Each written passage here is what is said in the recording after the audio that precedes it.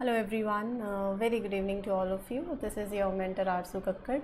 Welcome to Shri Ram's IS YouTube platform. इस session में आज हम 19th ऑफ मई से एसोसिएटेड जो इम्पोर्टेंट आर्टिकल्स हैं हिंदू के अंदर एडिटोरियल आए हैं तो उन्हें कवर करेंगे। मेंस प्लस प्रीलिम्स दोनों को कॉम्प्रिहेंसिव तरीके से ये सेशन कैटर करेगा। सो क्या कुछ हमें कवर करना है पहले मैं आपको वो बता देती हूँ that what we will be covering today. So there is a list. ये आपके टॉपिक्स ऐसे हैं जो प्रीलिम्स और मेंस दोनों की अप्रोच रखते हैं। Then you have these two editorials. So editorials basically mains को कैटर करते हैं। सो यहाँ पर हम वार्निंग के बारे में एक एडिटोरियल आया है हिंदू के अंदर, और एक ग्रीन डिपॉजिट्स को लेके जो आरबीआई का फ्रेमवर्क है, रेगुलेशंस हैं with respect to green deposits, तो वो क्या है, ग्रीन डिपॉजिट्स क्या हैं। So will talk about it.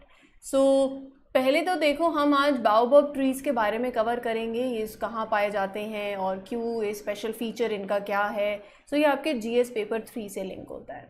फिर आज हम थोड़ा महाराष्ट्र घूम के आएंगे। कहने का मतलब ये है कि जो टाइगर रिजर्व या प्रोटेक्टेड एरियाज़ होते हैं, तो एक दिन जो भी मतलब every day we use to take कोई भी टाइगर रिजर्व प्रोटेक्टेड एरिया जो न्यूज़ के अंदर है, तो एक तो आपको डेली कोई ना कोई दिखेगा ही सही। जो स्टेट के अंदर है हमें वो स्टेट से एसोसिएटेड बाकी जितने भी प्रोटेक्टेड एरियाज़ हैं वो कवर करने हैं। अगर आप ये एडवाइस फॉलो कर रहे हो तो आप ही के लिए मतलब बहुत बढ़िया होगा, तो कर लो फॉलो, ठीक है। एक एडवाइस फॉलो कर लो और एक चैनल को सब्सक्राइब कर लो, फॉलो कर लो, वीडियो शेयर कर दिया करो, and mark your attendance also bye liking this session. Even आप कॉमेंट सेक्शन में अपने फीडबैक दे सकते हो कि आपको ये सेशंस कैसे लगते हैं, राइट। फिर हम पढ़ेंगे नेशनल मेडिकल कमीशन के बारे में। ये कमीशन हाल फिलहाल क्यों न्यूज़ में चल रही है, और अगर न्यूज़ में चल रही है तो वाई। और दूसरी बात, अब ये कमीशन जो न्यूज़ में है उसका वाई एस्पेक्ट तो देख लिया, इस कमीशन के बारे में खुद से जो इम्पॉर्टेंट फैक्ट्स बनते हैं जो आपके प्रीलिम्स के लिए इम्पॉर्टेंट है वो देख देंगे। Innovation for defence excellence, GS paper 2 paper 3 से आप लिंक कर सकते हो इसको। That will talk about iDEX. So IDX क्या है, ये कैसा इनिशिएटिव है, और everything about it will talk. Then there is world hypertension day, जहाँ पर ये कब ऑब्जर्व किया जाता है, इसका थीम क्या है, क्या होता है हाइपरटेंशन, तो विल टॉक अबाउट इट। कोई अगर मिनिस्ट्री एसोसिएटेड है, they have come up with a programme with respect to it, तो वो भी कवर कर लेंगे। ये दो एडिटोरियल्स तो मैंने आपको बता ही दिए हैं कि ये दो एडिटोरियल्स क्या डील करते हैं, किससे डील करते हैं। सो ओवरऑल ये सेशन में ये सब कुछ कवर होगा, तो आपको एक आइडिया लग गया है कि कैसे हम प्रोसीड करेंगे। पहला जो आर्टिकल है दैट इज़ मध्य प्रदेश की जो सरकार है, they have decided that the forest department can not give permission to translocate Dhar's fame baobab trees. ये पाए ही मतलब specifically only in India, Madhya Pradesh में ही धर डिस्ट्रिक्ट के अंदर ये होते हैं। So now the news is कि जो मध्य प्रदेश की सरकार है उन्होंने डिसाइड किया है कि forest department can not give permission to translocate these fame baobab trees.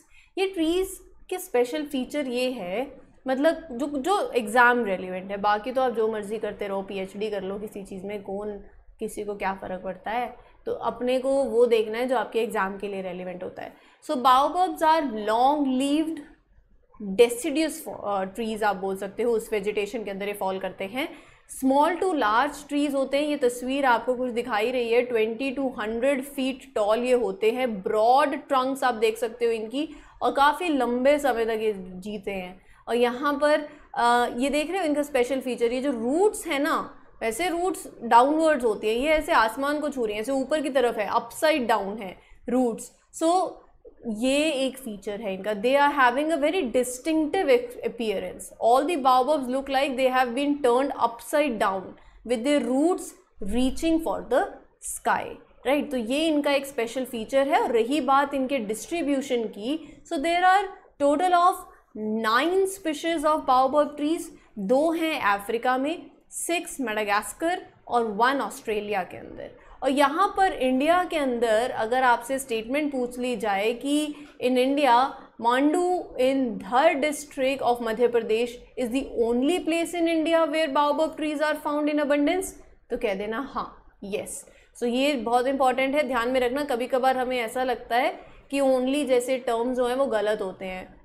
होते हैं, जनरली हो जाते हैं प्रीवियस ईयर क्वेश्चंस की एनालिसिस के हिसाब से, लेकिन हमेशा होते हैं वो नहीं होता है। वो हमेशा वाला कॉन्सेप्ट तो अगर आपने पढ़ा ही नहीं है तो फिर आपके लिए तो हमेशा ही हो गए ना। So generally it happens, but ऐसे एक्सेप्शंस भी हैं। सो अगर they ask you that Mandu in the Dhar district of Madhya Pradesh is the only place in India where baobab trees are found, yes it is perhaps the only place. So baobab trees मैंने आपको बताया that they live to become thousands of years old and the oldest baobab tree was recorded in Zimbabwe। तो ये आप ध्यान में रख सकते हो। बाकी इसके फीचर्स हैं, कुछ इसकी मेडिसिनल प्रॉपर्टीज़ भी हैं। They provide some income for the Bhil community which sell its fruits seeds to the local traders. ये जाने जाते हैं as a tree of known as tree of life because it is able to store water from the rains, nutrient dense fruit produce करते हैं ये in the dry season, right? The fruit of this tree जो होता है that is oval shaped, round और बहुत ही nutritious होता है।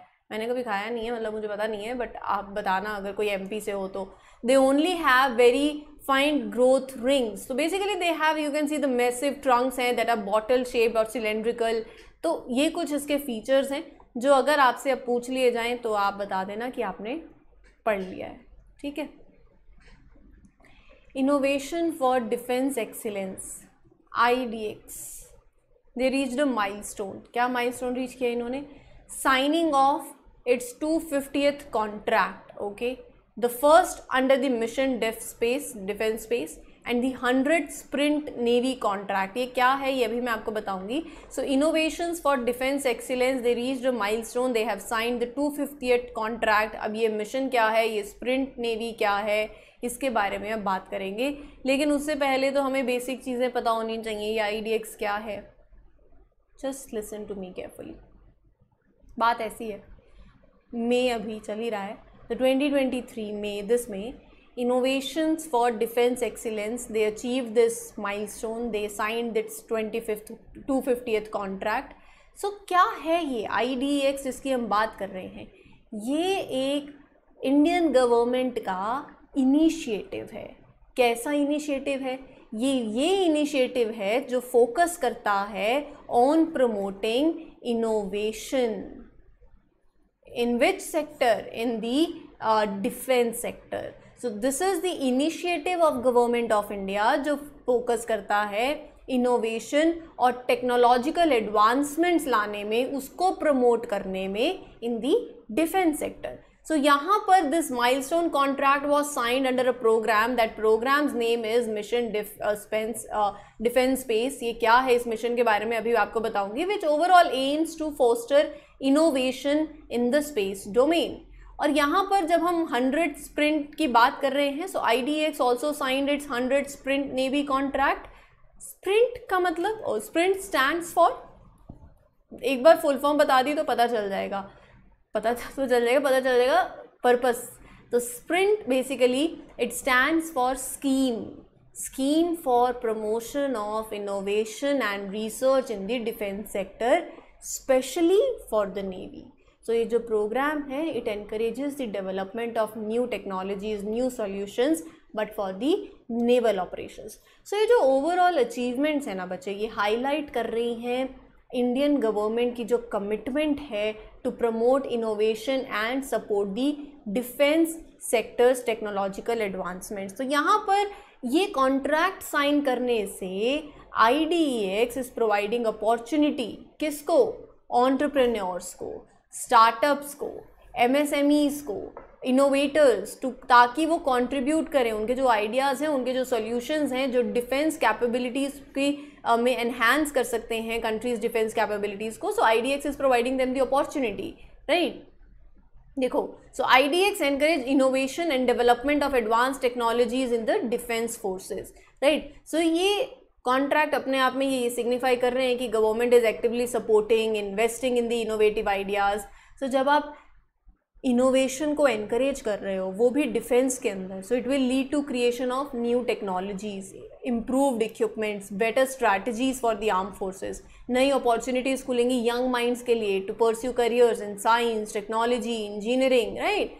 अल्टीमेटली क्या हो रहा है? अल्टीमेटली नेशन की ग्रोथ हो रही है and you are contributing to the security part of it. Right, बात आ गई समझ में। सो IDX जो है that will be funded and it will be funded and managed by DIO, defence innovation organisation. और यहाँ पर हम प्राइवेट सेक्टर को देखो बात भी कर रहे हैं कि जैसे अगर आप डेली ये सेशंस देख रहे हो तो मैंने आपके साथ एक एडिटोरियल भी कवर किया था जहाँ पर आई टॉक्ड अबाउट कि कैसे प्राइवेट सेक्टर को स्पेस सेक्टर में लेके आना चाहिए, उनका रोल एनहांस करना चाहिए। और इसरो को now they should be like dealing with the research and development, जितनी ज़्यादा रिसर्च एंड डेवलपमेंट वो करे। बाकी जो जैसे कमर्शियल आर्म है इसरो की और जो डील्स करनी होती हैं, कमर्शियल मतलब प्राइवेट सेक्टर की इन्वॉल्वमेंट अब यहाँ पर हो। सो ओवरऑल आप क्या कर रहे हो, जो नई इनोवेटिव आइडियाज़ हैं उनको ज़्यादा स्ट्रेंथन कर रहे हो ताकि आपका स्पेस जो है वो सेक्टर जो है वो ज़्यादा स्ट्रेंथन हो। सो वही केस है यहाँ पर भी आप डिफेंस सेक्टर में एडवांसमेंट्स लाने के लिए आप स्टार्टअप्स, इंडिविजुअल एंटरप्रेन्योर्स को हेल्प कर रहे हो क्योंकि they come up with the creative ideas, right. तो फंडिंग, फाइनेंशियल असिस्टेंस दी जाएगी। So these are the things where under the IDX financial support is given. आपके पास आइडिया है, फंडिंग सरकार दे देगी, right. So if I talk about IDX, it is funded and managed by, बहुत important है, Defense Innovation Organization. It has been formed as a not for profit company as per the section 8 of the Companies Act, ध्यान में रखना, and it is functioning as the executive arm of DIO. मैंने आपको बता ही दिया कि under the IDX financial support जो है वो प्रोवाइड किया जाता है to the startups, MSMEs, individual innovators, right. Purpose क्या है वो भी बता दिया। सो मिशन डिफेंस स्पेस क्या है जिसके बारे में हमने जाना ना, कॉन्ट्रैक्ट साइन हुआ है। सो मिशन डेव स्पेस हमारे प्राइम मिनिस्टर ने गांधीनगर से 2022 में लॉन्च किया था, जिसका एम है to nurture Indian private space industry.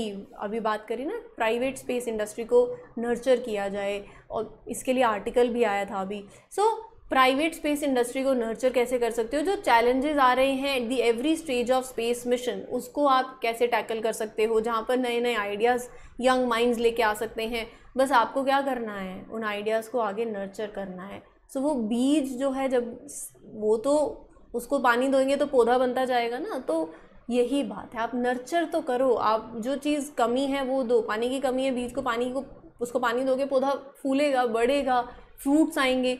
सो वही केस है, आइडिया है उसको नर्चर करो, उसको फाइनेंशियल असिस्टेंस, फंडिंग, सपोर्ट दोगे तो वो आइडिया जो है चैलेंज को सॉल्व करेगा और finally it will help in the nations progress, nations growth, right. So that is the scenario. Moving on to the next article, just give me a minute. हाँ, Navegaon Nagzira tiger reserve, अभी एक tigress recently gave birth to 4 cubs in this tiger reserve. ये महाराष्ट्र के Gondia district के अंदर है। महाराष्ट्र घूम के आएंगे, लेकिन वो प्रैक्टिस कर रहे हो कि नहीं कर रहे हो। जहाँ पर मैं बोलती हूँ कि ये टाइगर रिजर्व जो है, जो मैं बता रही हूँ, बस उतने टाइगर रिजर्व भी कर लोगे तो भी बहुत बड़ी बात हो जाएगी, वो कर ज़रूर लो। इट्स अबाउट कि आप कितने सीरियस हो, राइट। अब यहाँ पर जैसे मैं पहले आपको ये नवेगांव और नागजीरा टाइगर रिजर्व मैप में दिखाती हूँ। आज हम गए महाराष्ट्र, ये है आपका मुंबई, इधर गुजरात लगता है, इधर मध्य प्रदेश हो गया, ये है नवेगांव नेशनल पार्क, इधर है तेलंगाना। अगर आपको याद हो तो मैंने आपको कहा था तडोबा अंधेरी, हमने शायद पढ़ा था या मैंने आपको बोला था पढ़ना ज़रूर इसको। इंद्रावती कहाँ है, कमेंट सेक्शन में बताओगे आप, क्योंकि मैंने बोला था कि ये कर लेना। हम एक टाइगर रिजर्व ऑलरेडी कवर कर रहे थे जिसके पास में ये लगते थे, तो आज भी वापस से न्यूज़ में आ गए हैं। क्योंकि जब आप मैप में लोकेट करके आओगे ना नवेगांव नागजीरा टाइगर रिजर्व को, तो आसपास की चीज़ें और देखोगे तो पता चलेंगी। जैसे कहीं घूमने जाते हैं तो होता है ना, 3-4 चीज़ें आसपास की और कवर कर लेते हैं, तो वही है वो। It is all your interest है तो करोगे, नहीं है तो देखो। एक लास्ट बात बता रही हूँ, सिंपल सी बात है, आप कर रहे हो या नहीं कर रहे हो वो मुझे नहीं पता चल रहा है। चीज़ें जब कमेंट सेक्शन में आती हैं, जितना पता चल सकता है। If you are true to your self analysis I say is the best analysis. मैं कहूँ करो, करना है नहीं तो if you are serious whole heartedly preparing, so ये जो छोटी छोटी एडवाइसेस होती हैं ये ज़रूर फॉलो किया करो एंड डू दैट, राइट। बाकी तो हम माई लाइफ माई रूल्स वाला कॉन्सेप्ट चलता है सबके साथ। So it is situated in Gondia and Chandra district of Maharashtra. हम नवेगांव नागजीरा टाइगर रिजर्व की बात कर रहे हैं, जो कि 1970 में इसको वाइल्ड लाइफ सेंचुरी डिक्लेयर कर दिया गया था और 2012 में state government announced merging this sanctuary with another national park to include in the tiger project that is now Nagzira Navegaon Tiger Reserve, which comprises of Navegaon National Park, Navegaon Wildlife Sanctuary, Nagzira Wildlife Sanctuary, New Nagzira Wildlife Sanctuary, Coke Wildlife Sanctuary, Coca Wildlife Sanctuary. So it comprises of all these and it is connected with many surrounding tiger reserves. Map में अगर आपने locate किया तो आपको याद होगा पहले वाले भी तडोबा, अंधेरी, इंद्रावती, पेंच, कान्हा इसके अगल बगल ही लगते हैं, राइट. ये देखो ये रहा यहाँ पे. अब टॉपोग्राफी इज अंडुलेटिंग. यहाँ पर you will see the highest point Jinda Pahad, right, which is like 702 metres above the sea level. Dry deciduous forest यहाँ वेजिटेशन है और there are like 364 species of plants. Tigers हैं, बाकी पैंथर है, palm civet and small Indian civet, giant flying squirrel, wild dog, jackal, chital, 4 horned antelope. तो ये सारी species आपको यहाँ पर देखने को मिलेंगी. ठीक है. Doctors will now have to get a unique identification number. Okay, किस लिए? To be able to practise medicine in the country as per the new regulations by National Medical Commission. तो क्या हैं ये न्यू रेगुलेशंस और किसकी बात करी जा रही है? तो let's have a look over it. So यहाँ पर नेशनल मेडिकल कमीशन ने नए रूल्स इंट्रोड्यूस किए हैं डॉक्टर्स के लिए कंट्री के अंदर.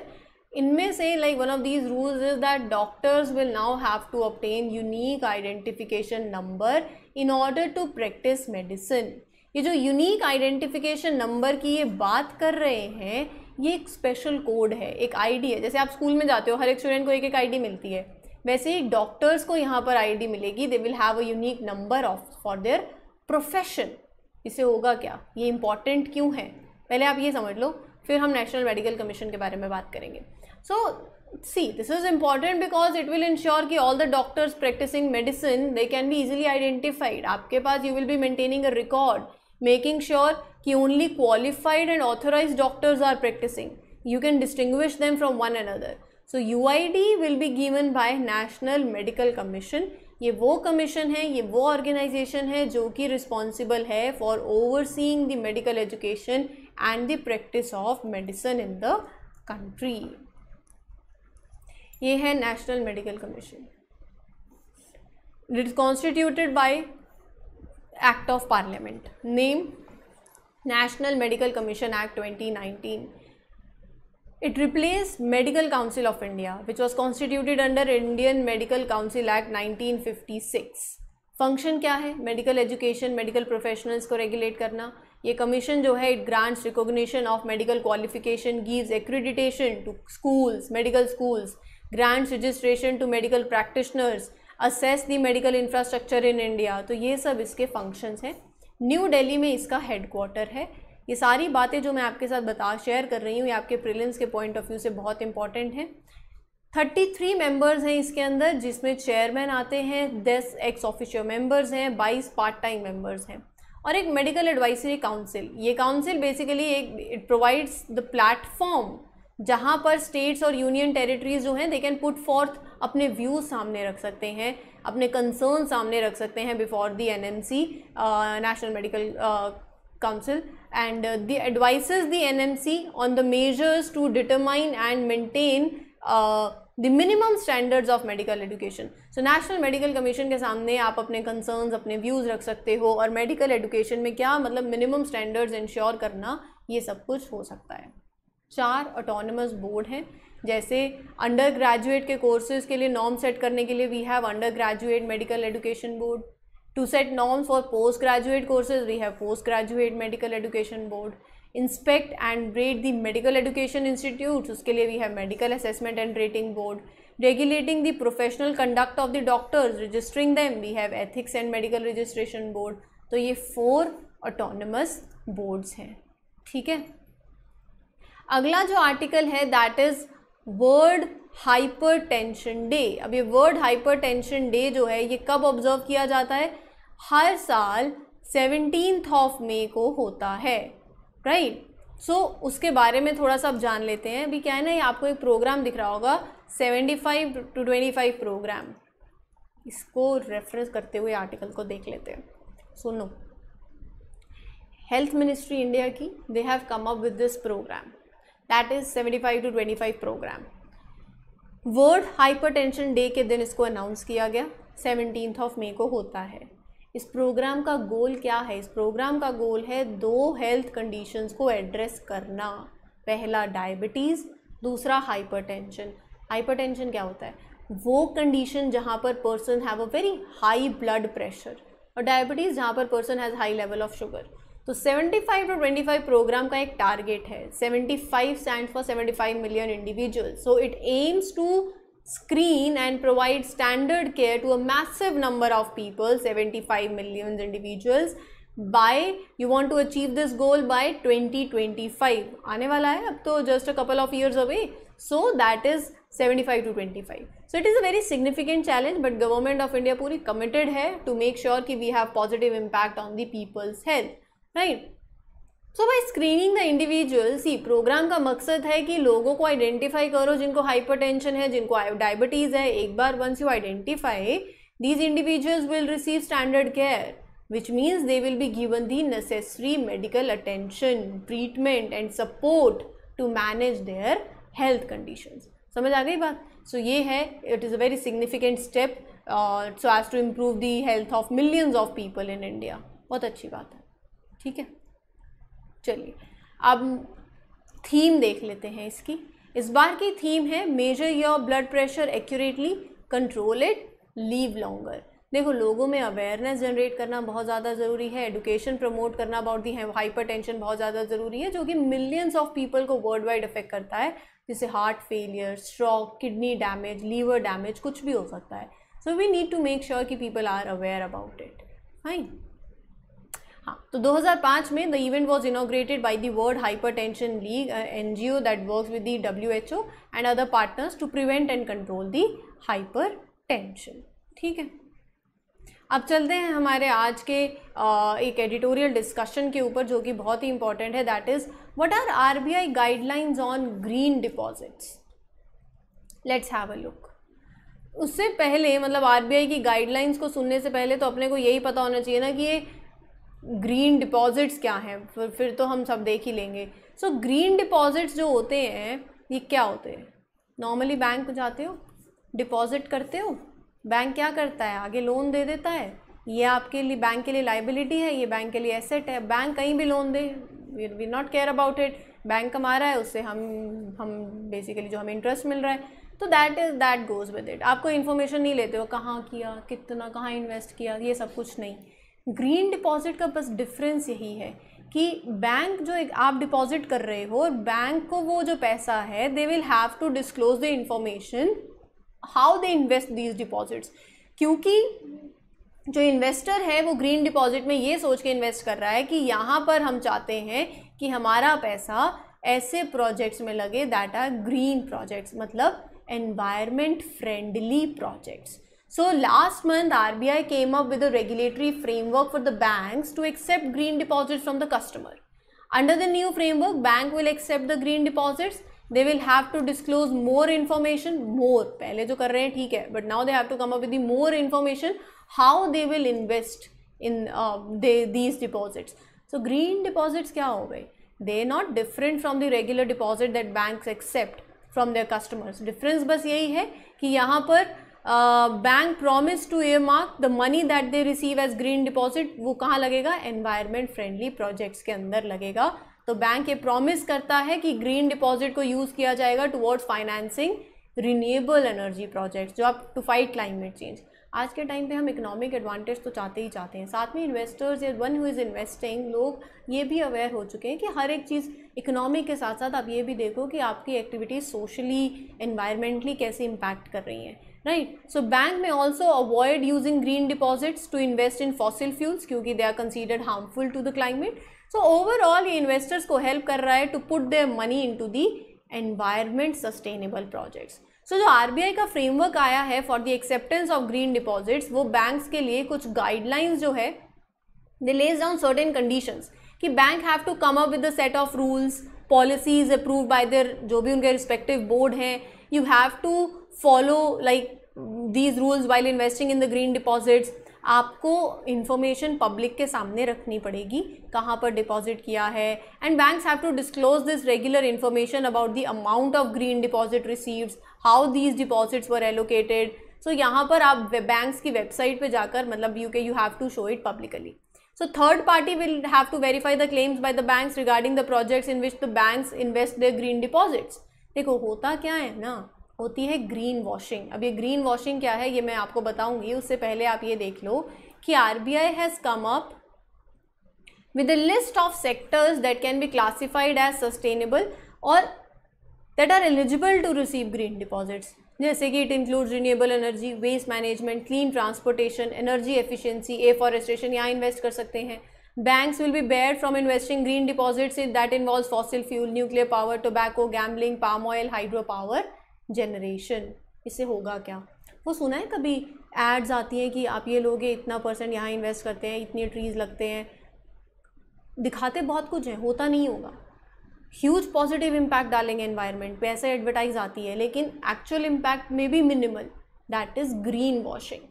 न्यू रूल्स का एम है इस ग्रीन वॉशिंग को प्रिवेंट करें, क्योंकि इन्फॉर्मेशन जो है वो अब प्रोवाइडर के पास, वो इन्वेस्टर के पास होगी, right. It which green washing refers to making misleading claims about the positive environmental impact. लेकिन ये रूल्स एम करते हैं to prevent that green washing, क्योंकि चीज़ें जो हैं ट्रांसपेरेंट होंगी and depositors who care about the environment they will get the satisfaction कि उनका पैसा कहाँ इन्वेस्ट हो रहा है. क्योंकि जब एनवायरनमेंट प्रोटेक्शन की बात आती है तो जो ग्रीन इन्वेस्टिंग एंथुजियास्ट हैं they believe that putting money into the green projects is one of the best way to help the environment, right. तो ये था आज के आर्टिकल. आई होप आपको ये सेशन अच्छा लगा हो. एक जो क्लाइमेट चेंज वार्मिंग वार्निंग के बारे में है वो हम कल कवर कर लेंगे. उसमें 1-2-3 पॉइंट्स ही हैं, so you don't have to worry about it, but major important everything is covered here. And this is your mentor Arzoo Kakkar signing off. क्या करना है? लाइक, शेयर और चैनल को सब्सक्राइब करना मत भूलें, कर दिया करो. अगर अच्छा सेशन लगता है तो कमेंट सेक्शन में फीडबैक भी दे सकते हो. Thank you everyone, wish everybody a very best of luck. This is your mentor signing off for this session. Take care, good luck.